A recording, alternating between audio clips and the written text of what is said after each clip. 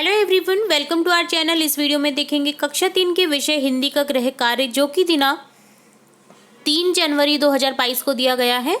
तो इस गृह कार्य में आपको दिया गया है कार्य पत्रक 16 वर्कशीट 16 का सॉल्यूशन हम यहाँ देखने वाले हैं।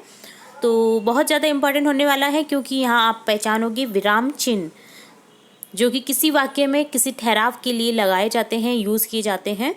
तो यहाँ देखेंगे हम कौन कौन से विराम चिन्ह होते हैं, कैसा यूज़ होता है उनका सेंटेंसेस में। ठीक है, चलिए फटाफट से देखेंगे फर्स्ट क्वेश्चन। तो यहाँ सबसे पहले हम पहचानेंगे विराम चिन्ह। तो यहाँ एग्जाम्पल पे बता रखा है पूर्ण विराम चिन्ह को टिक कर रखा है पूर्ण विराम चिन्ह से। ठीक है, तो यहाँ जो खड़ा डंडा होता है ना, ये कौन सा होता है? पूर्ण विराम चिन्ह होता है।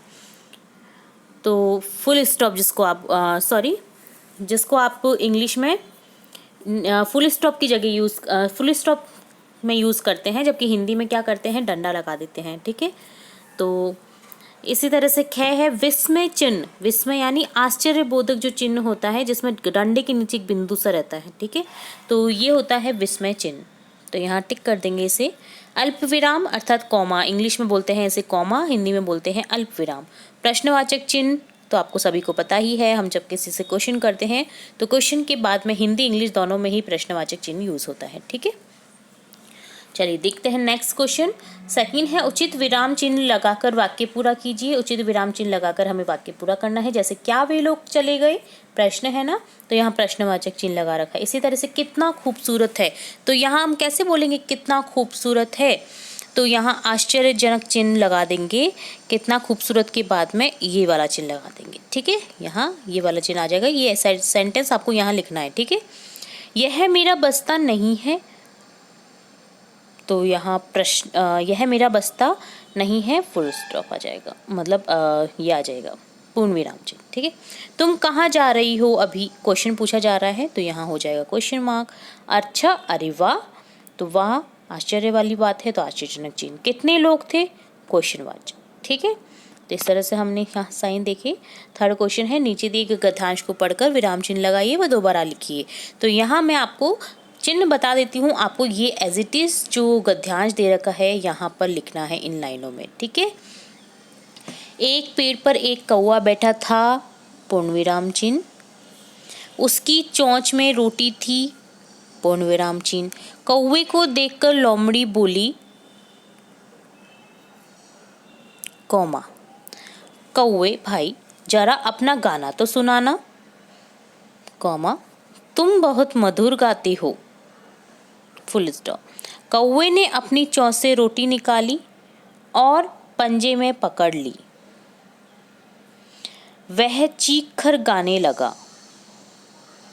लोमड़ी सिर पर पैर रखकर भागी। वह उसे अब मूर्ख नहीं बना पाई।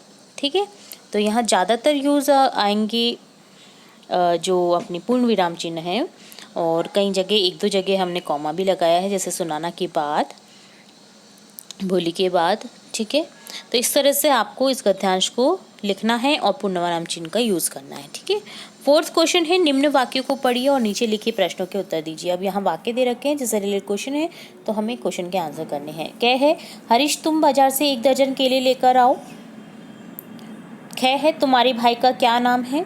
ग है बच्चों कल से आपके विद्यालय का समय प्रातः 7 से 12 बजे का रहेगा। तो अब क्वेश्चन फर्स्ट है, ऊपर दिए गए वाक्यों में से किस वाक्य में प्रश्न पूछा गया है? ख वाक्य में प्रश्न पूछा गया है ना, यहाँ क्वेश्चन मार्क चिन्ह भी है।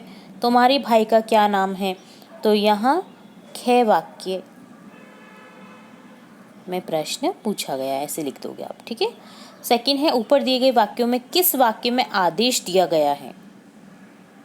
हरीश तुम बाजार से 1 दर्जन केले लेकर आओ, ये है आदेश। ठीक है, किसी को आदेश दिया कि तुम केले लेकर आओ, तो कै वाक्य जो है हमारा आदेश वाला है। ऊपर दिए गए वाक्यों में किस वाक्य में निर्देश दिए गए हैं? निर्देश है बच्चों कल से आपके विद्यालय का समय 7 से 12 बजे का रहेगा, तो ये निर्देश है। तो गए वाक्य में है जो वो निर्देश दिए गया है। ठीक है, तो इस तरह से आपको ये करना था, बहुत इम्पोर्टेंट है। इसमें हमने चिन्ह भी पहचाने हैं। तो इसी तरह से हम आपकी कक्षा से रिलेटेड और भी इंपॉर्टेंट वीडियोस देखते रहेंगे, क्योंकि वैसे भी अब लॉकडाउन हो रखा है तो आपकी कक्षाएं ऑनलाइन रहेंगी, तो आपको बहुत इंपॉर्टेंट हो जाना है ये होमवर्क करना समय पर, ताकि आप अपनी आने वाली एग्जाम में अच्छा स्कोर कर सकें। ठीक है, तो इसी तरह जुड़े रहिए हमारे चैनल के साथ। वीडियो को पूरा देखने के लिए धन्यवाद।